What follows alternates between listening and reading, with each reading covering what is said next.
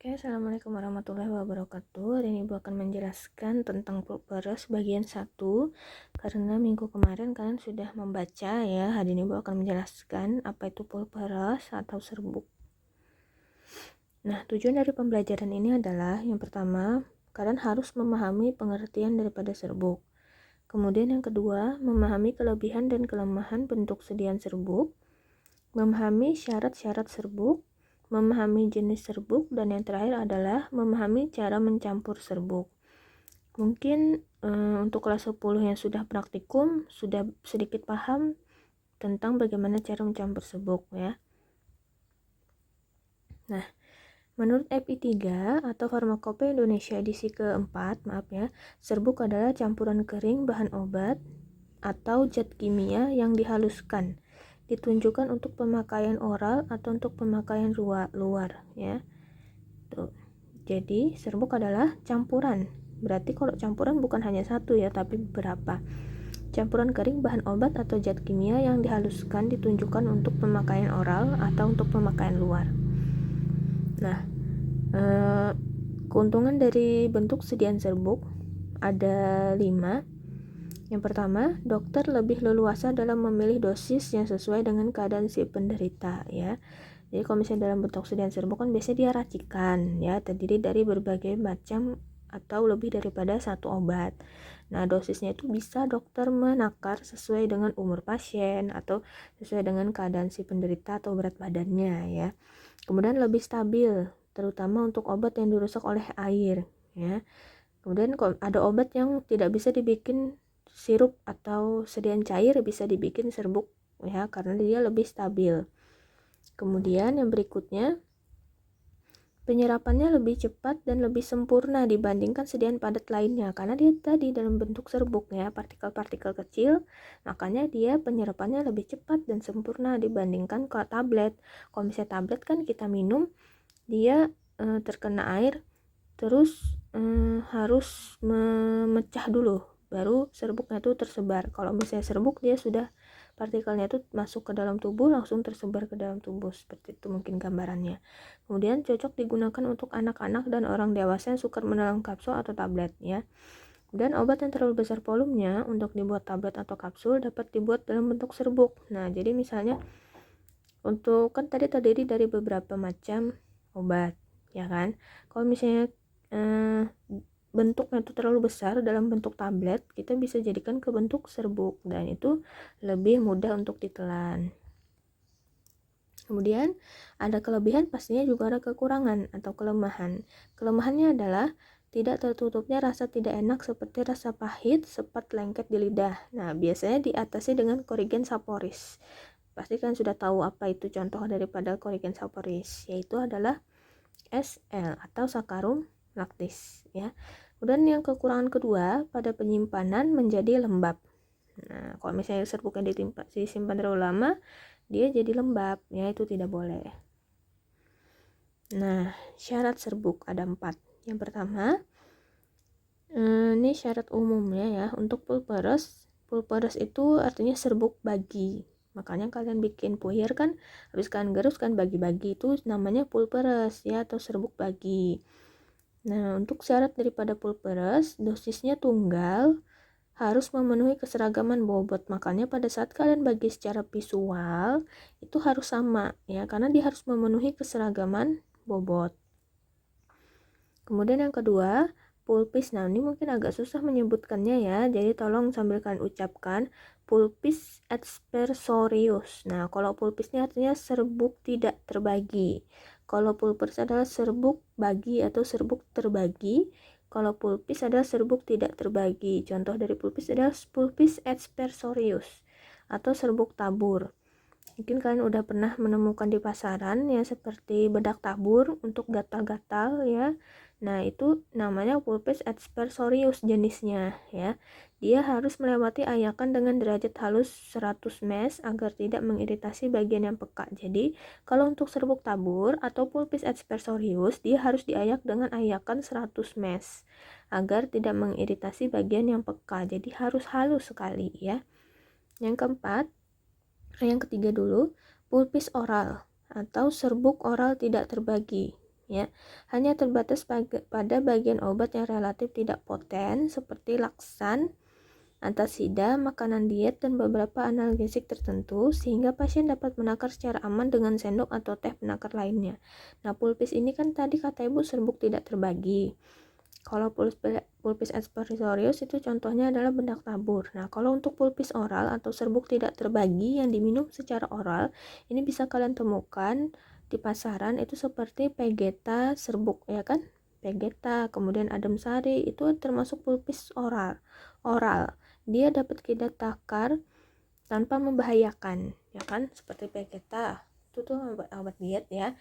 Terus Adem Sari itu juga untuk mengatasi skorbut atau sariawan. Kemudian yang keempat adalah pulpis atau pulperes. Itu dia harus kering, halus, dan homogen. Jadi kalau misalnya syarat umum juga untuk bedak tabur atau serbuk yang kalian bikin adalah harus kering, halus, dan homogen. Apakah itu kering, halus, dan homogen? Ya, untuk kering itu tidak boleh mengandung air dan tidak boleh menggumpal, tidak boleh mengandung zat higroskopis ya. Nah, kering berarti ya kan sudah bisa bayangkan ya, kalau kering itu berarti tidak ada airnya. Kemudian tidak boleh menggumpal dan tidak mengandung zat higroskopis. Apa itu higroskopis? Higroskopis itu zat yang mudah menyerap air pada udara. Contohnya itu seperti garam. Kalian perhatikan garam di dapur itu kalau misalnya dalam keadaan terbuka lama, dia akan basah. Nah, karena itu tadi sifatnya higroskopis, mudah menyerap air yang ada di udara sehingga bahan tersebut menjadi lembab ya. Kemudian homogen, setiap bagian dalam campuran serbuk harus mengandung bahan obatnya sama, ukurannya sama, dan warnanya merata ya. Homogen ya, bercampur merata, baik itu bahan obatnya, ukurannya harus sama, dan warna juga harus sama, itu artinya homogen. Kemudian halus, kalau halus itu harus memenuhi derajat kehalusan serbuk ya. Semua partikelnya itu ukuran kehalusannya atau derajat kehalusannya sama. Bagaimana cara menyamakan derajat kehalusan serbuk? Itu bisa dengan diayak ya. Nah, untuk nomor ayakan itu menunjukkan jumlah lubang tiap 2,54 cm dihitung searah dengan panjang kawat. Nah, satu nomor, semua serbuk dapat melalui pengayakan nomor tersebut. Misalnya ada nomor ayakan 85. Kemudian dua nomor, semua serbuk dapat melalui pengayakan dengan nomor terendah dan tidak lebih dari 40% melalui ayakan dengan nomor tertinggi. Jadi kalau misalnya ayakan untuk serbuk itu banyak ya. Nah, derajat kehalusan serbuk, kalau misalnya kita katakan sangat kasar maka 5/8. Terus kalau kasar 10/40 itu kasar. Terus agak kasar 22/60, agak halus 40/80, halus itu 85, dan sangat halus itu 120/200. Jadi semakin tinggi angkanya maka dia halus ya. Nah, ini tabel menurut FI 4 atau Farmakope Indonesia edisi keempat ya. Sangat kasar ya, tadi sama ya, 8/20. Nominal serbuknya 8, kemudian derajat kehalusannya 20. Semua partikel serbuk harus melewati pengayak dengan nomor nominal tertentu. Nah, kemudian batas persentase melewati pengayakan dengan ukuran yang telah ditentukan. Tapi biasanya kalau untuk serbuk bedak tabur itu kita ayak dengan ukuran 100 mes tadi. Nah, jenis serbuk tuh ada yang pertama serbuk terbagi yang ibu tadi bilang ya, pulperes. Kemudian ada serbuk tidak terbagi itu pulpis ya. Kalau pulperes ini mungkin yang seperti kalian praktekkan untuk di bulan Oktober ya, itu puyer. Kalau serbuk tidak terbagi itu pulpis, contoh seperti bedak tabur. Nah, jenis-jenis serbuk ini tolong dihafalkan. Yang pertama ada pulpis aspersorius ya, tolong sering-sering kalian ucapkan ya, karena mungkin ini sangat atau tidak pernah kalian dengar sebelumnya. Pulpis aspersorius disebut juga bedak tabur, merupakan serbuk ringan, bebas butiran kasar, kemudian dimaksudkan untuk obat luar. Ya tadi ya, bedak tabur ya biasanya digunakan untuk obat luar. Kemudian pulpis dentifriциus, dentis dari kata dentis ya, atau serbuk gigi. Biasanya menggunakan zat warna karmin dilarutkan terlebih dahulu dalam etanol atau kloroform. Nah, dia ingat. dentifriциus, serbuk gigi. Biasanya mengandung karmin, dilarutkan terlebih dahulu dalam etanol atau kloroform. Berikutnya pulpis sternutatorius. Nah, ini mungkin agak aneh namanya ya, tapi sering-sering aja kalian ucapkan biar tidak terdengar asing. Pulpis sternutatorius disebut juga serbuk bersin. Penggunaan dengan cara dihisap melalui hidung sehingga serbuk halus sekali. Nah, itu sternutatorius. Dan pulpis effervescens. Nah, ini mungkin ada yang sudah pernah menggunakan ya. Serbuk biasa yang dilarutkan terlebih dahulu dalam air sebelum ditelan. Nah, contohnya seperti adem sari, ya kan? Itu kan sebelum ditelan kita larutkan dulu dalam air sehingga dia mengeluarkan gas CO2 ya, bergelembung-gelembung. Kenapa? Karena dia mengandung campuran asam dan basa yang ketika dilarutkan dalam air dia menghasilkan gas CO2 atau berupa gelembung busa seperti itu. Itu adalah pulpis effervescens. Ada juga bentuknya tablet effervescent, contohnya seperti J-School ya. Tapi karena kita hari ini berbicara tentang serbuk, ya, maka contohnya adalah pulpis effervescent. Nah, ini pulpis aspersorius atau serbuk ringan. Contohnya tadi bedak tabur, itu ada catatan tersendiri ya untuk kalau misalnya kita bikin bedak tabur yang mengandung talkum, kaolin atau bahan mineral lainnya yang digunakan untuk serbuk tabur harus memenuhi syarat bebas daripada 3 bakteri ini.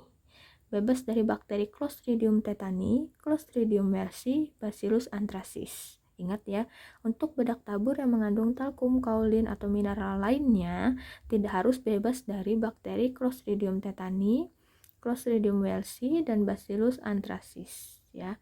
Kemudian serbuk tabur tidak boleh digunakan pada luka terbuka. Ada nggak kalian pernah menggunakan bedak tabur ditempelkan pada luka? Nah, kalau pernah menggunakan seperti itu salah ya, karena dia dapat mengiritasi dan harus dihindari.